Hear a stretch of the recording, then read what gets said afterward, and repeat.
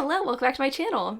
Today, I want to talk about some stuff that I love. Over the past couple of years, I have been accumulating a list of tropes and other small specific things in books that I absolutely love. Now, I've done a version of this video before where I talked about all of the things that I actively dislike in books, specifically, for the most part, romances. Now that I'm in my sunshine girl era, I'm ready to just talk about all of the things that I love. But before we get into it, let me tell you about something else that I love. Aura, who is kindly sponsoring this portion of today's video. Did you know that anyone can find anything on the internet, including your full legal name, your personal email, your home address, phone number, and even your relatives? Last time I did a Google search for myself, I was surprised to see how much information was readily available. This is something that I thought to do recently because I have someone close to me whose identity was recently stolen, and they never lost track of any of their information. They didn't lose like their social security card or anything, but their identity was stolen just from information that could easily and readily be found online, which is pretty nerve-wracking and honestly pretty scary. And this information is accessible because of data brokers who profit by selling your information to robocallers, telemarketers, spammers, and anyone else that wants to learn more about you. Aura will identify data brokers that are exposing your personal information and automatically submit opt-out requests on your behalf. They'll even opt you out of junk mail and telemarketing lists. You can use my link, aura.com/chandler.ainsley, to try 2 weeks for free and see how many data brokers are sharing your information. Also linked in my description, or scan the QR code on the screen. Aura also monitors your emails and passwords to see if they were involved in a data breach and exposed on the dark web, and gives you recommendations on what to do if this happens. Whenever I used Aura for myself, I noticed that there were a couple of data breaches in the past few years that I didn't even know about where some of my data was exposed, and it definitely made me want to go online and secure some of my accounts and get a little bit more creative with my passwords. Aura's app also features VPN, password manager, real-time credit and identity theft monitoring, internet parental controls, and protects your devices from malware. Aura has almost every internet safety tool you'll ever need, all inside one app. Let Aura do the hard work of keeping you safe online. If you sign up right now, Aura will give you a 2-week free trial with my link. You'll be shocked at how much of your private information Aura finds exposed over those 2 weeks. Again, go to aura.com/chandler.ainsley to start your free trial, also linked in the description and again with the QR code on screen. Thanks again to Aura for sponsoring this portion of today's video. Alright, now let's talk about the tropes and specific things that I like in books. Mostly romance, but also like books with romance subplots. So some of these are going to be like actual tropes you've heard of, some of them are going to be very specific things that I'm sure you've also heard of, but anyway, I digress. First up, we have something that I kind of recently discovered, I would say that I like, or I've recently been able to put a word to, and that is ex-boyfriend or boyfriend's best friend romances. I feel like this is a classic play on the brother's best friend trope, but it takes it a step further, which I think is more fun. There's something I don't like about the brother's best friend romance in that the brother is usually overprotective, and I don't know, it just doesn't seem super realistic to me. I don't have any brothers, so I don't exactly know if that is something that is realistic or not, but it doesn't seem very realistic to me, right? This idea that my brother would be so invested in my love life that he'd be pissed that his friend wants to date me. It's wouldn't that be great? Oh my god, my best friend's gonna be in my family forever if we get married? I don't know. It just seems a little bit silly of that to be a trope. And it comes to non-relatives, you know what I mean? Me dating my boyfriend's best friend, that's a little bit scandalous, right? I feel like that's more scandalous, it's more high stakes, it's more high tension, and it has kind of a similar feel to the brother's best friend romance, but I think boyfriend or ex-boyfriend's best friend, the stakes are so much higher. I feel like it's so juicy, and I won't lie, I don't actually mind cheating in romances. I don't think I have that as one of my tropes that I've written down, but I think it can be kind of fun and cathartic. Do I condone cheating in real life? Absolutely not, but I just think in romance it could be really fun. I love to see women specifically get what they deserve, which is a supportive partner, and to see them cheating on a guy who's kind of an asshole, I just find it satisfying personally. I really like this trope. I really find it fun. An example of this would be Steal You Away by Victoria Ashley. That is the tropiest version, I would say, of this trope. I've seen it done a few times, but it is just one of my favorites, and I don't know what that says about me, but I just like melodrama, which you'll find out later, maybe in this video. Keep it dramatic for me. I love this trope. Next up on my list is not actually a trope, it's just something that I love to see, and that is first person dual POV. I don't necessarily care about the tense, whether it is past or present tense, but I personally kind of have to have a first person dual POV story. It just makes for a really well-rounded romance. I love to see what a hero or love interest in a book is feeling about the heroine. To me, it is just so much more exciting than trying to guess what they feel. And in some romances, I feel like it is a stylistic choice not to get us into the head of the hero. I actually just finished Just My Type by Fallon Ballard, which is a first person present POV that is a singular POV. And in that romance, it kind of made sense because we're supposed to not know how he feels about her, figure out over time that he has been thinking about her and has been in love with her the whole time. Like, I get that. And sometimes I like that, but the majority of the time, I just want to get inside of the head of the hero. That's kind of glaringly obvious whenever I read something like a Mariana Zapata book. Love her stuff, but sometimes I feel like the heroes come off as assholes because we're not actually in their heads. So for me, I have to have that first person dual POV. It is my favorite, and I think it should be like the gold standard of romance. I know that might be an unpopular opinion. I actually did some research recently, and a lot of people were saying that they still prefer third person, and I'm just like, go with the times. I like a good first person dual POV. All right, next up is something sort of genre specific, and that is that I really love a historical romance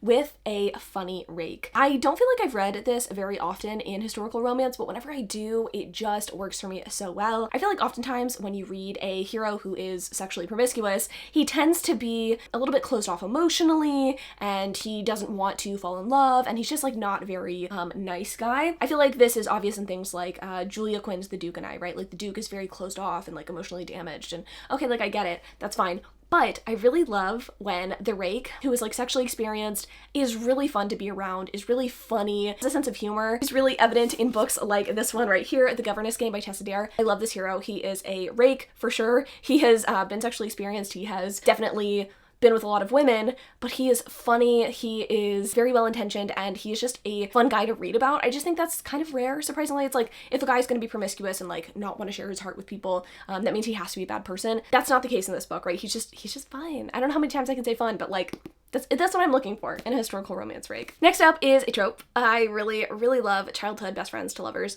Honestly, friends to lovers in general is great, but childhood friends to lovers that is executed flawlessly is probably my favorite trope, I would say. I just love the idea of being with someone and knowing that you want to be with someone forever. I love that you get to see them and grow with them over time. I think that has something to do with the fact that the person I'm married to, I have been with since I was 16. Not exactly like childhood best friends, but there's something really romantic and really awesome about growing with someone over time and not growing apart. That's not always possible, obviously, but there is just something so deeply romantic about discovering your feelings for each other as you grow up, and I just love this trope. I think it's fantastic. I think it can often be done poorly. You can have feelings come out of nowhere for one or more of the characters. I think you can also have a situation where the author is trying to build in chemistry between two characters, or like a past by just saying, oh, they were friends in the past, and not actually showing that on page. But when it is well executed, childhood friends to lovers is just chef's kiss perfection to me. I love it.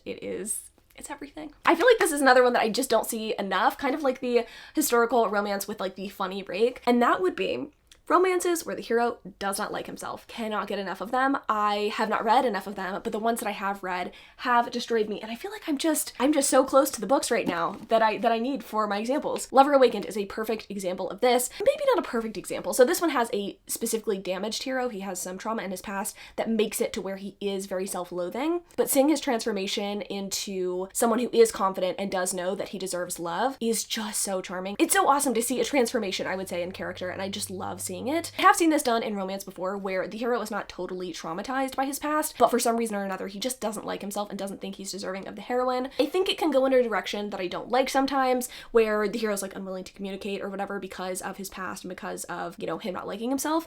But when a hero is willing to express the fact that he doesn't like himself, it grows from that.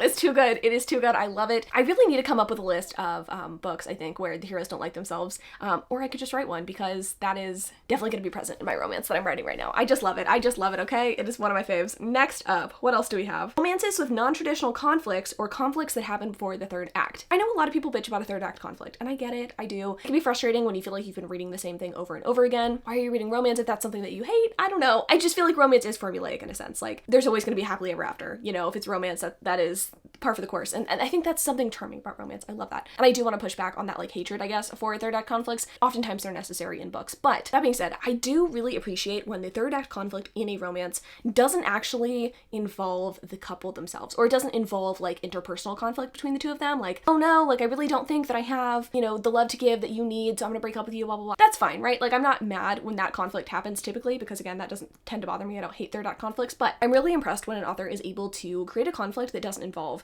the hero and heroine in an interpersonal sense. I think it's interesting when you have someone else trying to break characters apart, or just something happens that really shakes the world of the hero and heroine, and they have to actually come together even closer to fight against this like external force. To me, that is very romantic and is not done often enough in romance. It's something I would like to see done more often. I feel like oftentimes you'll have third act breakup and then you'll have them having to come back together and work together. But I would love to see more romances where there is no like breakup, but they do have to like work together to fight against something. Or like, you know, make sure their love is rock steady. I love that. I just think it's interesting and fun and something I'd like to see more of. All right, here's one that I've changed my mind on. I do change my mind from time to time on things. I feel like a lot of these things I've loved forever, but second chance romance is something that I used to say that I hated. I used to think like guys don't deserve a second chance, or, you know, the love interest doesn't deserve a second chance if they've broken the heart the heroine or main character before. Like, I just don't love that. And I do kind of understand where I was coming from in a sense, but I think I've been reading more and more good second chance romances, and I feel like I am starting to love them. I like a second chance when it is sort of a right person, wrong time scenario. Like, you were young and you had this sort of like young love, weren't really dating,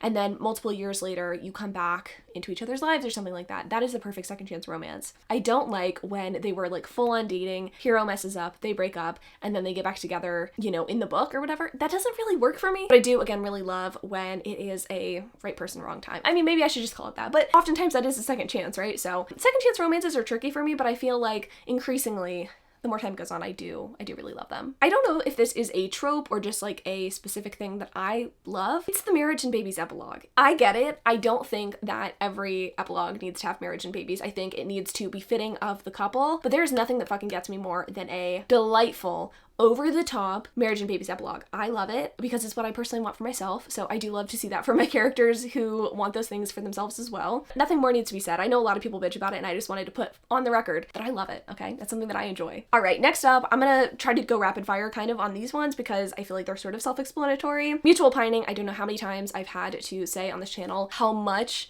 I love mutual pining, but there is nothing more delicious than two characters who absolutely adore each other, who show it in every way, but are unable to verbalize it to their respective partner. I find it so awesome. Like, it's just so angsty and tension-filled, which is another thing that I have on my list. I love over-the-top melodrama. I love angst and tension. I want to see these characters burn for each other before they admit their feelings. You could call it miscommunication, I suppose, but I just love it. I love seeing two characters in love without actually telling each other they're in love till near the end of the book, okay? It's just something I'm into. Next up is something that I'm sure a lot of people feel. I love a slow burn that is not a 500-page book. I think it is more than possible to create a angsty, tension-filled, longing sort of story without making it 500 pages. I know it is probably challenging to convey those emotions and to convey the essence of a slow burn in a shorter page length, but someone that does this really well is Elizabeth O'Rourke. Often shocked at how short her books are, usually around the 300-page mark, and yet they are slow burn. There's not a ton of like hookups at the beginning of the books. You tend to just have this delicious slow burn, never fizzles out. It's awesome. I love a good slow burn that's not 500 pages. Next, I think I already kind of mentioned this, but the miscommunication trope. I know, again, so many people hate this, but it's so realistic. People are so bad at communicating their feelings and their emotions. And I do think sometimes it can be frustrating when a hero or a heroine, a main character or a love interest just doesn't express their feelings in the way that we want them to, but I do feel like it is incredibly realistic, and it unfortunately does kind of go with the tropes that I really, really love, like mutual pining and things like that. You can't really have mutual pining if you're both gonna like admit your feelings for each other. I really do like the miscommunication trope. With caveats, obviously there's exceptions to every one of these things on this list. Like, if it's done poorly, I'm not gonna like it, but I like a miscommunication trope, okay? I'm not afraid to say it. Okay, a couple of these I pulled from like a separate mini list I was making that sort of applies more generally to books that aren't romance, and one of the things that I have is melodramatic or over-the-top romances, specifically in YA books. I love stuff like City of Bones, where the romances feel so high stakes and they feel so tension-filled, important, even though you're like, okay, y'all are 16, why are you getting so bent out of shape about like the first person you've ever dated? To me, it just feels so realistic given that age demographic and just given how strong your emotions and how big your emotions feel when you're that age. So for me, melodrama, I love it. I love it whether it's YA book or whether it's an adult book. I just think it's realistic. A lot of people, not everybody, feel that love is one of the most important things in life, and to see people, I guess, treat it with that level of importance in their life, it's just fun to read, and I love it. I love when it's like over the top, melodramatic, like I would die without you. Give it to me. Love it. All right, so this one is one that I think is like a response to something I don't like. Don't really like fantasy romance in the traditional sense. A lot of the ACOTAR sort of like ripoffs that are really popular right now, but I do really love a real world / urban fantasy setting for a romance or just for a YA book or whatever. It just works for me. I love seeing people deal with real world issues with the added complication of magic. It's something that I feel like seems more relatable in a sense because I'm sorry, I can't put myself into the shoes of a fae warrior who is like dealing with some otherworldly battles. I feel like it is so nice to read something grounded in reality that does have these added issues, especially when that person is experiencing those issues for the first time. Like, oh my god, I didn't realize there were vampires around me. Like, to me, that is just so fun, and I can put myself in the shoes of the hero or heroine even easier. I just love it. All right, next up, we have complicated family dynamics. I really love when a romance specifically includes complicated family dynamics. I feel like oftentimes in romance, family relationships are just glossed over as if they are unimportant or don't affect the actual relationship of the hero and heroine, when it very much does, whether it is like background trauma or like present day, this is getting in the way of our romance. It is so real and so important, and I feel like is often glossed over again or like overlooked, and I love it when it's included. I just think it adds a richness to the story. Like, I'm overcoming my trauma to be able to have a successful romance. Love to see it. All right, now I'm going to, again, kind of rapid fire throw some things out to you. Small town romances, I absolutely love them. I love the charm of side characters or a setting that feels a little bit unfamiliar to me, like small town Michigan in Melanie Harlow's series. I just love getting to kind of enter into another world in a sense that feels real, but is not something that I've personally ever experienced. I also really like bully romances. I don't know what about it works for me, but I really like a bully romance, especially ones where the heroine fights back against the hero and they kind of bully each other. It creates delicious tension. I don't want it to be like abusive, you know, which I think bully romances can often fall into that category, but like when they're not, chef's kiss. Himbo and bimbo main characters. I really love Piper from It Happened One Summer. There's just something so fun about people who are unapologetic about who they are. I feel like oftentimes we get heroines who are really bookish and really smart and whatever, and I think that's fun, but that is not representative of everybody everywhere. So to get somebody that is a little bit different and maybe isn't the brightest, I think it's kind of fun. I think it's fun. Like, be unapologetic about who you are. I love to see that in romance. Single dad romances. As someone who really enjoys marriage and babies, I love to see a man who is stepping up for his kids, and I love seeing a woman like come into that guy's life and, you know, be a really good, I guess, step parent to the guy's kids.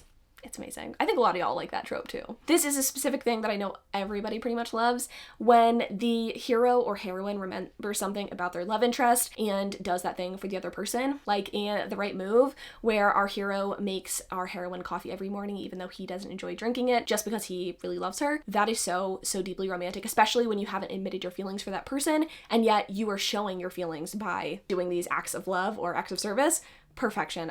Gets me every time. Next up is something that I recently discovered that I really love through an Elsie Silver book, and that is a persistent hero who falls first. There is nothing more delightful than a hero who is willing to go balls to the wall to get a heroine to understand how much he loves her. Not in like a creepy, persistent way, but in a, I just really want to be around you, I think you're an amazing person, I want to do everything for you sort of way. The hero in that book is definitely misunderstood, and to see him fall for the heroine and have to kind of show how much he loves her, even when she is really unsure about him, it's just perfection. All right, next up is a book and or a trope that taught me that I sometimes enjoy sex scenes where parts are not listed. The book that I'm thinking of is Love Light Farms by B.K. Borison. There have been a couple of books that I've read since that I've noticed do this as well, but I think often when we read romance, or people who are new to the romance genre, I feel like there is this ick that you can sometimes get when words for certain parts are used that you are not a fan of. There are definitely big preferences when it comes to this sort of thing, but I think it's really incredible when a sex scene is not necessarily closed door, but the parts themselves are not necessarily listed by name, talking more about the actual sensations themselves rather than like certain things entering other things. I don't know if I'm articulating this well. Maybe you get it, maybe you don't, but I don't hate when those words are used. I feel like I am not that picky when it comes to sex scenes, with some caveats, but I do think it's really cool when an author's able to say, this isn't a closed door, but also I'm not going to make you gag on how gross these words I'm using are. You know what I mean? Swollen pearl. I don't want euphemisms, like I don't want swollen pearl, but I also don't want like anatomical terms either. I'm picky, okay? I'm picky, and so just not using the words at all can sometimes be great. Moving on. Another thing, I'm gonna keep on with the sex vibes right now. Earned sex scenes. I cannot tell you how irritating it is to read a book that has sex scene after sex scene, and I know that this book is written specifically for like a TikTok audience. I get it. Sex scenes and smutty books are fun. I personally prefer an on-page sex scene in a book, but I do not like when those scenes are not earned. I don't like when characters hook up really early on in books. I don't like when there are repeated scenes that feel identical and that nothing new is learned about characters. I feel like smut should have a purpose, right? I feel like I should see how your chemistry is working when you are having an intimate moment. I should feel like this is the culmination of all of your feelings when you're finally getting together. If you have another additional sex scene in a book beyond just the one where they first get together, it needs to have a purpose. It needs to be earned. I'm just so sick of reading smut, which I never thought I would say, but maybe I'm growing and maturing. I don't know. I really need there to be a purpose for the scene. I need it to feel earned. I need it to help the character's relationship grow, period. I mean, honestly, everything that happens in a romance, I think, should drive a relationship forward. So anyway, get off my soapbox about that, but that's something that irritates me, and I love when the sex scenes are earned. Next is something that is certainly subjective, but I really appreciate when a rom-com is actually funny. There are so many books marketed as rom-coms. There are so many, especially traditionally published books, that are marketed as rom-coms that are just simply devoid of humor. You're trying to say that like the one witty line of dialogue you have is like, oh my god, this is a rom-com. It irritates me. There's so few books that I find actually truly funny that I laugh out loud at. And maybe I'm just alone in this, but I get irritated when something's like, oh, this is like the rom-com of the summer, and then I pick it up and I'm like, it's an unserious romance. That does not mean it is a rom-com. Examples of this that I do actually think are funny are most of Tessa Bailey's books. I do find her humor to be similar to my sense of humor. I also like Elizabeth O'Rourke's books. I don't think she markets hers as rom-coms, but they do actually make me laugh, which I appreciate. She has more of a dark sense of humor. Tessa Bailey's is more like, I would say, accessible senses of humor, or like a more traditional sense of humor, shall we say. Her books make me laugh. I don't think a lot of people have been enjoying Secretly Yours by Tessa Bailey, but there were a couple of scenes in that book that made me laugh out loud, and to that I say thank you, Tessa. All right, and then the last three things that I have to talk to you about are not tropes, but they're things that I, again, really love. First up, when heroes have mental health struggles. I feel like oftentimes we have heroines who have mental health struggles. That's something that's becoming more and more common, but something that I feel like I don't see enough of, and I do like when I do see it, would be whenever the hero of the book has a mental health struggle.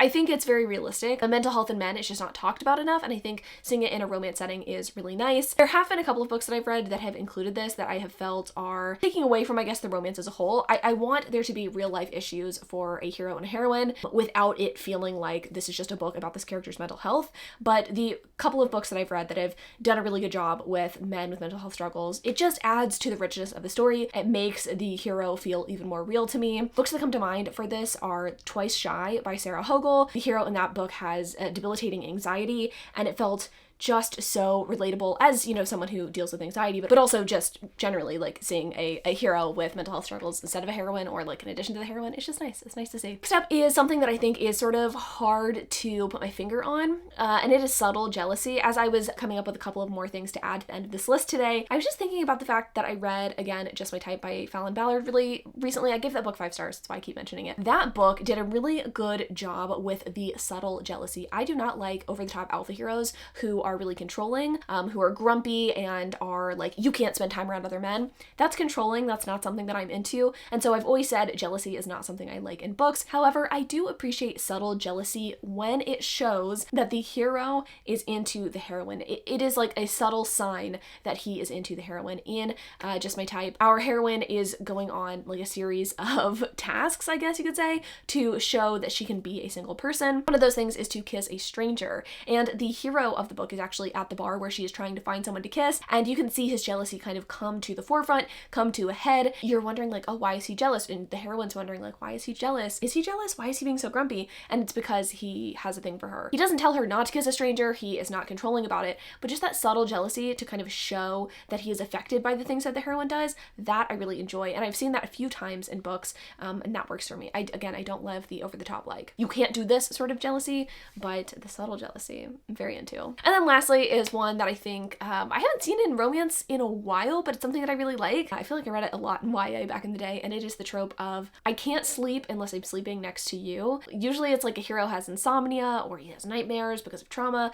and he needs the heroine to sleep next to him, not in a sexual sense, but just in a comforting sense. I just love it. I think it's so romantic, and I love seeing it like develop into something more. I just think there's something really nice about like, we're in the same bed together. It's similar, I guess you could say, in a sense to the there's only one bed trope, but I think it takes it a step farther. together. Yeah, seeing it progress into something romantic is something that I'm very much into. So those are the list of things, tropes and things that I love in books. There's definitely more than what I listed here, but I feel like this should give you a good idea of the kind of things that I like in books. It's hard to articulate when you are very, very picky what exactly works and what doesn't, and kind of the nuances of that, but hopefully this gave you kind of a guideline to work off of if you watch my videos and you're like, okay, what does this bitch like? I get it. I'm very hard to understand, I guess, at times. I feel like this kind of showed you maybe some of the things I like. If you want to see the version of this where I talk about things I hate in books, that one's a little bit more broad. It's not just like romance specific. I'll leave a link to that in the description down below. But thanks so much for watching this video. In the comments down below, let me know if you like any of these tropes, and let me know also what your favorite tropes are, or like things that you love to see in romance or books in general. I love y'all so much, and until next time.